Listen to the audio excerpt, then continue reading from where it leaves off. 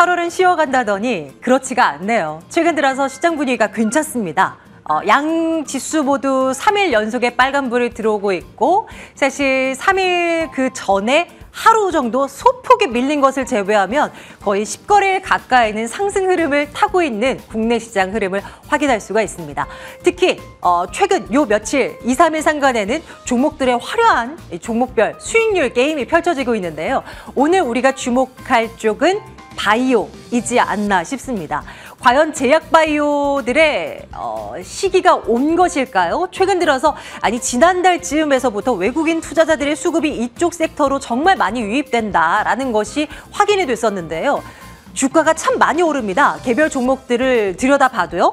오늘 장중에 많이 올라간 종목들 중심으로 한번 나열을 한번 해봤는데요. 파미셀이 10% 넘는 상승을 장중 보여주기도 하고 녹십자, 인트론바이오 그리고 셀트리온 3인방도 오늘 굉장히 강한 모습 보여주고 있는 상황 연출이 되고 있습니다. 공통점은 모두 외국인들의 수급이 유입되고 있다는 점, 코스피, 코스닥, 막론하고 제약 바이오 섹터들의 흐름이 아주 강한 모습 확인되고 있습니다. 이렇다 보니 좋은 얘기들만 또 쏟아져 나오는 상황이 돼버린 것 같아요. 다음 한번 볼까요? 한 증권사에서 내놓은 보고서를 보니까요. 코로나 재확산으로 인해서 바이오주들, 제약주들이 다시금 관심을 받기 시작했고 한미약품과 삼성바이오로직스가 좋은 실적을 내놔버리는 바람에 시장 분위기가 조금은 바뀌었다라는 것입니다. 이벤트도 있습니다. 내일부터 9일까지 사흘간의 일정으로 세계 폐암학회가 열리게 되는데요. 그리고 9월에는 유럽 종양학회도 열리게 됩니다. 이벤트가 있을 때 거기에서 과연 R&D 성과가 어떻게 나오는지, 임상 결과가 어떻게 나오는지에 대한 결과 발표가 있겠죠. 이런 것들 눈여겨봐야 되고 아마 좋은 얘기가 있을 것이다 라는 전망이 나오고 있습니다. 주요 종목들을 중심으로 해서 수급 모멘텀이 얼마나 쏠리고 있는지 매출 추이를 또 한번 살펴본 그 증권사 자료가 있었는데요. 신한금융투자의 자료였습니다. 지금 보시면 회색으로 표시된 쪽이 셀트리온입니다. 올해가 여기부터입니다. 1분기, 2분기, 3분기, 4분기. 물론 작년 4분기 때는 열애로 두죠. 특수한 상황이기도 했고요. 코로나로 인한 어떤 영향으로 실적이 조금 잘 나왔던 단발적인 이슈가 분명히 있었습니다. 올해는 어떻습니까? 각국 대외 변수들의 악재들 속에서 제약 바이오주들은 정말 관심이 정말 뒤편으로 쏠려 있었던 것이 사실인데요. 1분기보다 2분기, 2분기보다는 3분기가 점점 더 좋아질 것이라는 전망이 요즘 힘을 얻고 있는 그런 상황인 것 같아요. 그래서 많이 떨어졌고 실적은 잘 나오고 그러니 바이오주들을 봐야 한다라는 논리가 통하고 있는 오늘인 것 같고요. 다음 보겠습니다. 그래서 우리는 어떤 종목을 한번 눈여겨봐야 되는가를 한번 살펴볼 텐데요. 그에 앞서서 셀트리온의 주가 한번 열어볼까요? 대표적으로 따와봤습니다. 이 종목이 좋다라는 얘기가 아니고요. 올 연초에 셀트리온의 주가가 19만 8,500원에서 시초가를 형성하고 올해 장을 열었습니다.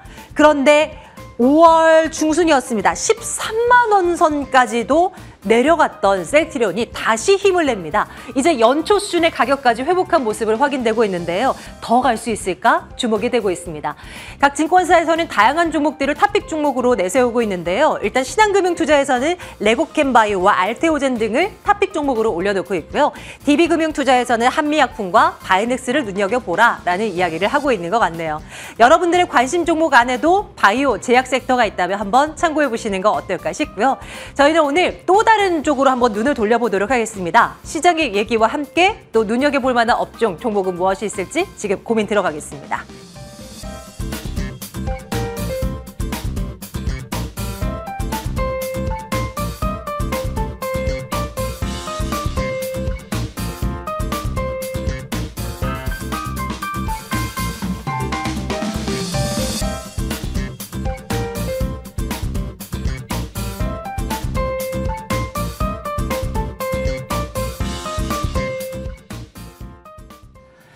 웬일로 외국인들이 이렇게 삽니다. 계속해서 시장으로 유입되는 것이 과연 이걸 믿어도 되나 싶기는 하지만 그래도 계속 들어오고 있는 외국인들의 흐름 속에서 그들은 뭘 사고 있나, 그 안에서 답을 찾을 수 있다. 이런 이야기들이 숱하게 나오고 있습니다. 이분도 한 목소리를 하고 있는데요. 이지환 IS 대표와 함께 그런 업종 그리고 종목에 대한 이야기를 좀 풀어보도록 하겠습니다. 대표님 어서 오세요. 안녕하세요. 네, 자 일단은 시장 얘기부터 보겠습니다. 외국인들이 웬일로 계속해서 들어오는데 상당히 좀 길게 그것도 생각보다 많이 좀 유입이 되고 있는 것 같아요. 어떤 의미를 부여할 수 있겠습니까? 사실 이제 우리가 하락하는 동안 정말 지겹도록 외국인들 많이 팔았습니다. 외국인들이 작년 뭐 따지자면 1월 달 이후부터 한 18개월 연속 매도를 계속했고, 우리 시장에서 차지하는 주식 비중이 30% 아래로 크게 많이 내려앉았죠.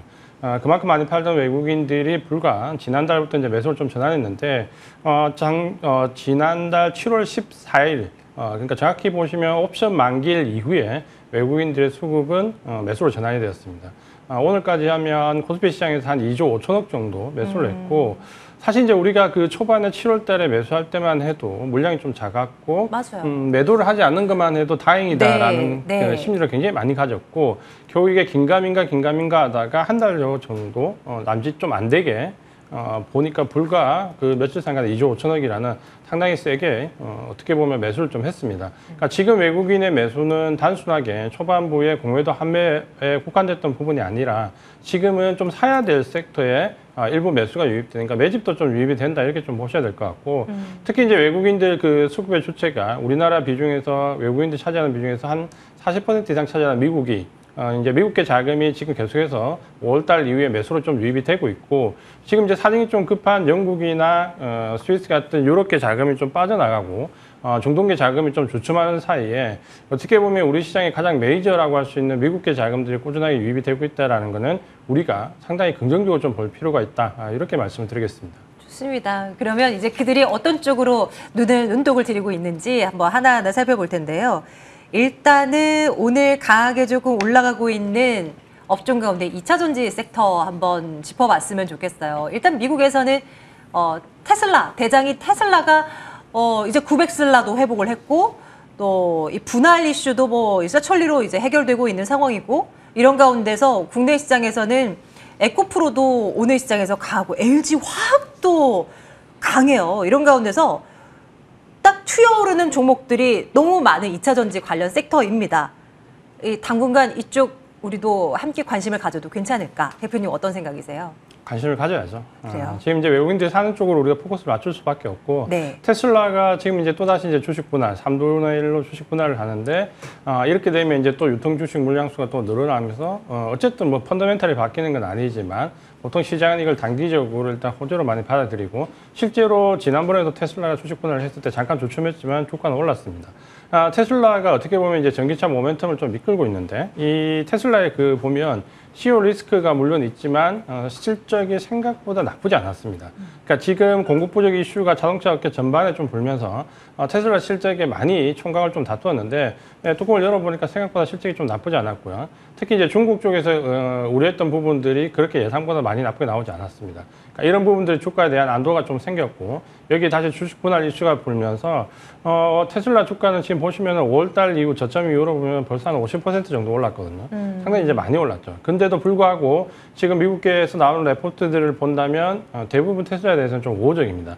어떻게 보면 테슬라 자체도 우호적이지만 이 전기차 섹터에 대한 우호적인 부분도 상당히 큰 힘을 발휘하고 있습니다. 네. 그렇게 본다면 어떻게 보면 이제 뭐 GM이나 포드처럼 전기차에서 상당히 약한 종목들도 어떻게 보면 바닥에서 지금 이제 꽤 상승을 하고 있거든요. 그러니까 아마 이제 이 부분은 전기차 섹터 자체에 대한 대부분 전반적으로 좀 우호적인 시각이 있고 역시 이제 뭐 국내에서도 이런 부분들을 받아들이면서 현대차를 비롯해서 실적도 상당히 좋게 나왔고 공급 관련된 이슈도 지금 이제 많이 줄어들면서 전반적으로 자동차 업계는 지금 훈풍을 맞이하고 있고 여기에 외국인의 수급도 상당히 많이 유입되고 있죠. 기관과 외국인이 어떻게 보면 쌍끌이로 유입되는 유일한 섹터가 지금 자동차 섹터인데 그렇게 좀 긍정적으로 볼 필요가 있을 것 같다. 이렇게 좀 판단을 하시면 될 것 같고요.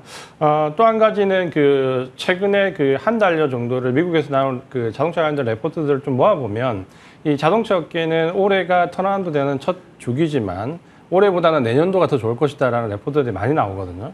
그걸 보면 아마도 이제 좀 중장기적인 펀드 자금들은 올해 매집을 시작하면 아마 이걸 내년 중반 적어도 이후까지는 끌고 갈 것이다라는 기대감이 있기 때문에 이 자동차는 테슬라를 비롯해서 전기차에 대한 이슈도 있지만 아마 전반적으로 레벨업을 좀 보는 경향이 강하다라고 봐야 되겠고 단기적인 흐름보다는 좀 긴 호흡으로 내년 이후까지도 조금 볼 필요가 있다. 이렇게 보시면 될 것 같습니다. 관련한 섹터 안에 정말 많은 종목들이 들어가 있잖아요. 그리고 그 흐름을 보면 전반적으로 요 며칠 강하긴 했지만 그래도 눈에 띄게 튀어 올라가는 그런 종목들도 또 따로 보이는 것 같은데요.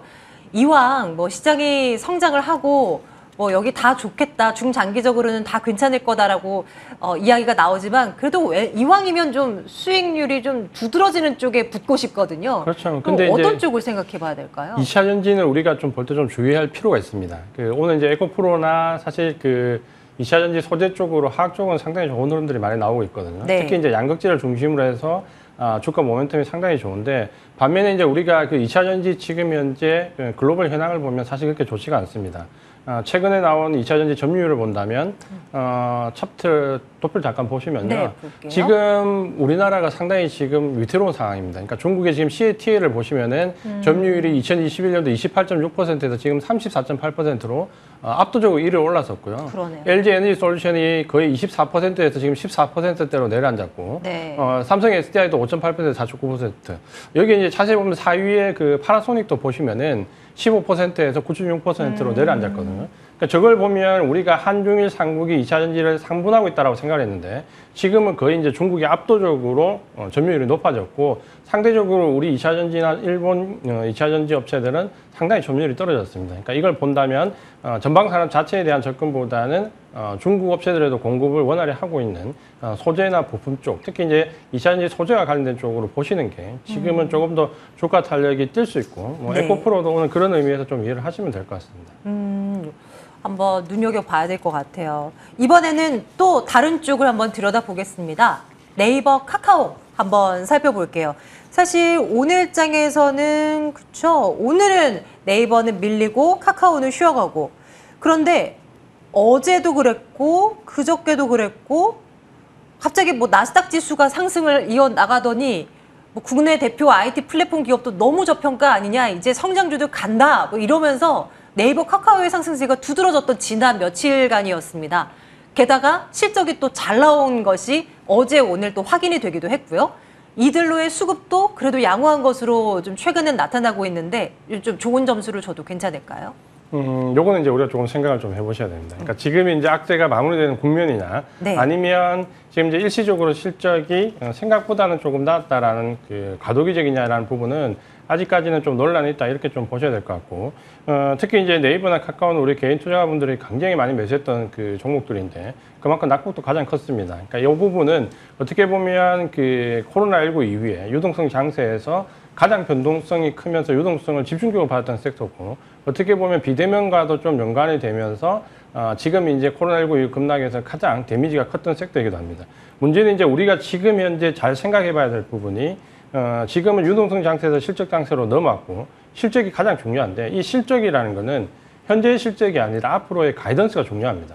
그러니까 지금 현재 2분기에 실적이 발표되는 기업들을 보면 미국도 마찬가지지만 실적이 단순히 좋다라고 해서 실적이 올라가지는 주가가 올라가지는 않거든요. 그러니까 앞으로 가이던스가 중요한데 과연 이 네이버와 카카오가 앞으로 가이던스가 상당히 상향될 수 있냐라는 부분은 아직까지 이제 조금 더 생각을 해봐야 되고, 지금 현재 네이버 특히 이제 카카오가 단기적으로 이번 주에 좀 급등했던 부분은 잘 보면 이제 대부분 공매도 환매가 주를 이루고 있습니다. 슛 커버링이 들어온 거다. 그렇죠. 지금 카카오 공매도 비중을 잠깐 나오는데 보시면요. 카카오는 상당히 대형주인데도 불구하고 빨간 박스 안에 공매도 비중을 보시면은 10%가 넘는 공매도 비중이 상당히 많습니다. 11%, 27%, 14%. 저 정도 대형주가 두 자릿수의 공매도 비중이 나온다라는 것은 상당히 드문 일이거든요.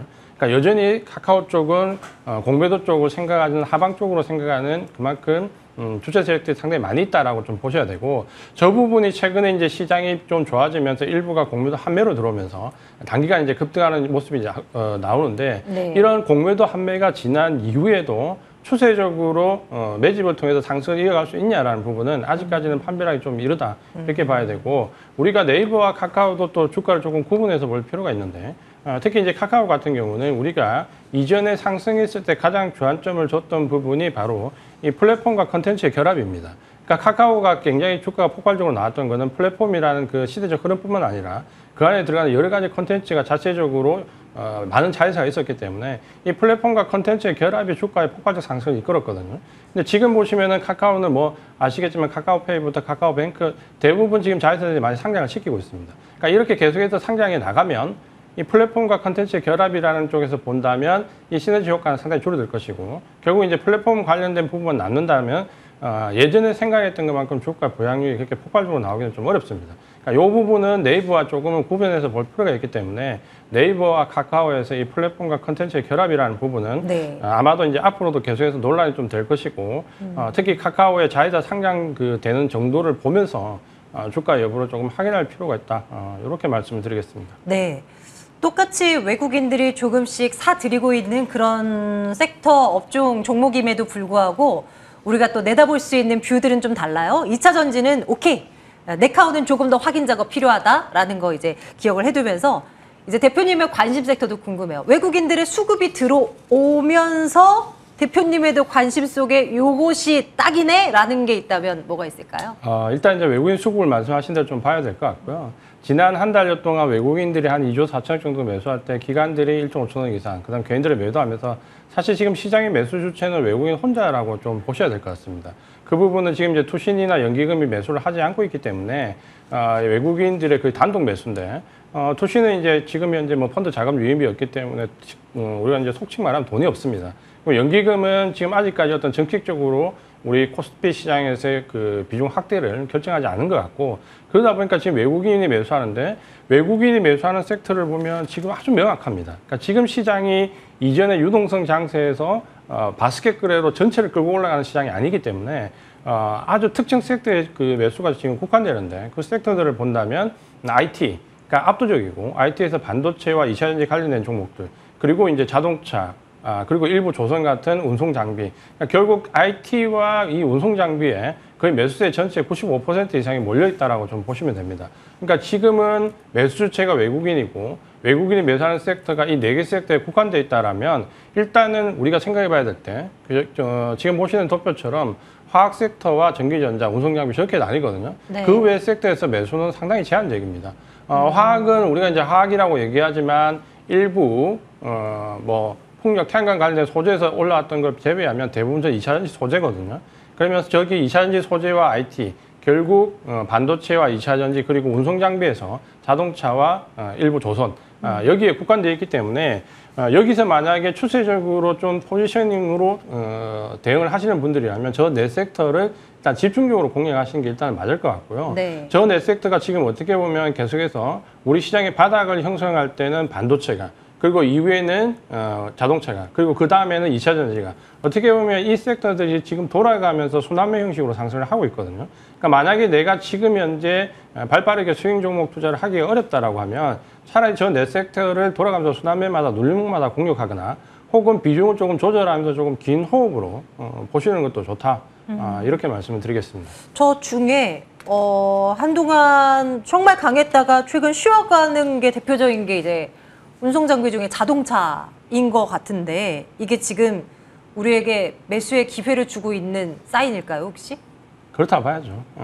제가 이제 좀 전에 우리가 소대도 말씀드렸지만 네. 이 자동차는 지금 미국에서 나오는 레포트들이 올해보다는 내년에 많이 포커스를 맞추고 있습니다.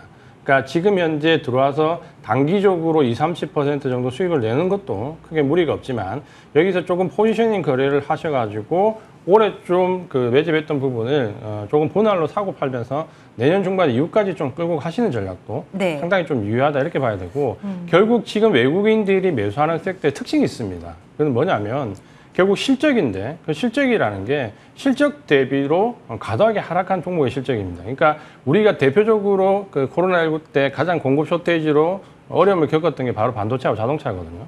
그러니까 그 두 섹터가 지금 공급 관련된 이슈가 점차적으로 줄어들고 실제로 실적은 많이 나쁘지 않았는데 많이 부풀려졌고 공급 관련된 이슈 때문에 실적이 오히려 많이 가려졌고 그러니까 이 부분들이 조금씩 거치면서 외국인들이 집중적으로 매수하는 게 바로 반도체하고 자동차거든요. 그러면 자동차 같은 경우는 지금 단기적인 시각으로 좀 보기보다는 지금 내 포지션에서 일부 장기적인 포지션으로 반도체와 함께 좀 끌고 가는 전략으로 긴 호흡으로 보시는 것도 괜찮고 실적도 지금 상대적으로 보시면 상당히 양호하게 나오고 있거든요.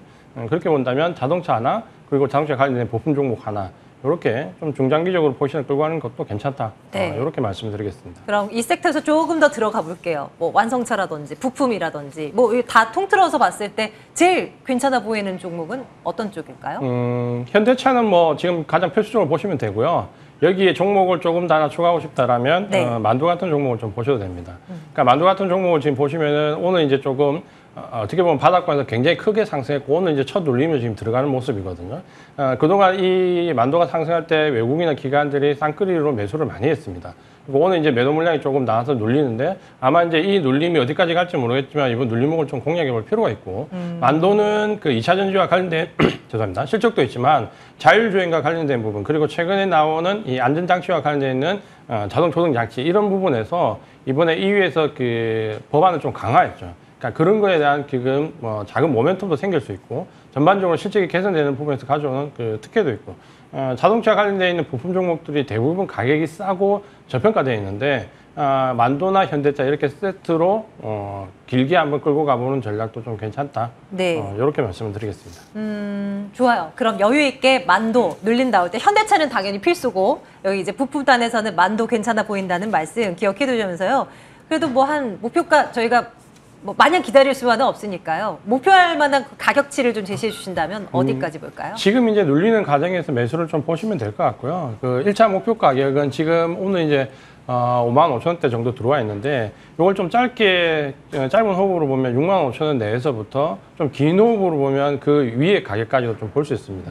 그러니까 지금은 한 65,000원대까지 1차적인 목표가 정도 설정하시고 네. 나는 조금 내년까지 보겠다라는 좀 긴 호흡으로 가시는 분들은 그보다 목표가를 좀 더 많이 위쪽으로 7, 8만 원대까지 좀 잡고 대응을 하셔도 된다. 네, 그렇게 말씀을 드리겠습니다. 대표님과 계속 함께하면서 이 흐름 지켜보면서 그때 돼서 계속 한번 여쭤볼게요. 또 다음 레벨은 어디까지 올려다 봐야 되나 그런 것들 저도 기억해두고 한번 챙겨보겠습니다. 자, 뭐 종목 그리고 섹터에 대한 이야기는 여기까지 하고요. 오늘 밤에 대표님, 오늘까지는 시장 너무 분위기가 좋은데 국내 시장은 오늘 밤에 또 미국 시장에서 중요한 이벤트 있잖아요. 고용 보고서 발표가 될 것으로 예상이 되는데 사실 잘 모르겠어요. 이 고용 지표가 못 나오는 것이 시장의 득인지 잘 나오는 게 득인지는 잘 모르겠습니다만 일단은 우리가 눈여겨봐야 할 지표임은 분명하거든요. 시장의 방향과 함께 주요 이벤트도 우리가 어떻게 이해해야 되겠습니까? 오늘 이제 비농업부 고용지표가 나오는데 네. 제가 봤을 때는 아마 시장에 큰 충격은 없을 겁니다. 왜냐하면 예. 지금 우리가 이 예상치를 보면 상당히 낮춰놨거든요. 그러니까 이미 그 눈높이 자체가 굉장히 낮아져 있기 때문에 이 정도면 웬만큼 뭐 나쁘게 나오지 않으면 크게 충격적으로 다가올 가능성은 별로 없지 않습니다. 그러니까 그 가이던스 자체가 낮기 때문에 크게 충격은 안 될 것 같고 다만 이제 그 다음 주에 이제 좀 이슈가 좀 중요하죠. 9일 날에 이제 OECD 경기 성장지수 요게 이제 잠깐 충격을 좀 줄 수 있고. 네. 그다음 이제 문제는 이제 10일과 11일 날. 대박의 대만에 이제 CPI와 PPI가 발표되죠. 네. 특히 이제 이번 달은 FOMC 회의가 없기 때문에 아마 저 CPI나 PPI 발표에 주가 방향성이 아마 결정이 될 겁니다. 특히 그 5월달, 6월달 원자재 가격이 선물 가격이 폭락했던 부분이 7월달 정도면 현물 가격에 반영이 됐을 것이다 라고 지금 판단을 하고 있기 때문에 그 지금 7월달 CPI나 PPI가 발표되기 때문에 아마 저기서 최소한 이제 정점론에 대한 징후가 나와야 된다. 네. 저기서 정점론에 대한 징후가 나오면 9월달 FOMC에서 금리 결정이 상당히 빅스텝 이하로 떨어질 수 있고 그러면 이제 우리가 생각하는 주식시장의 순풍이 계속해서 이어져 볼 수 있다. 네. 아마도 지금 여기가 베어마켓 랠리의 끝이냐 아니면 추세 전환의 시작점이냐 놓고 본다면 저 CPI 발표가 아마 그 첫 단추가 될 가능성이 상당히 높다. 다음 주가 굉장히 중요하다. 이렇게 네. 말씀을 드리겠습니다. 딱 긴장감이 조성이 되네요. 지금 이번 주는 너무나 분위기 괜찮았거든요. 그래서 다음 주 이제 현지 시간으로 10일에 발표되는 미국의 CPI 과연 우리 시장에 또 어떤 영향을 주게 될지 추가적인 상승을 예고하는 지표가 될지 기대를 하면서 지켜보도록 하겠습니다. 오늘 이 코너는 여기까지 할게요. ISET 이지환 대표와 함께했습니다. 대표님 고맙습니다. 고맙습니다.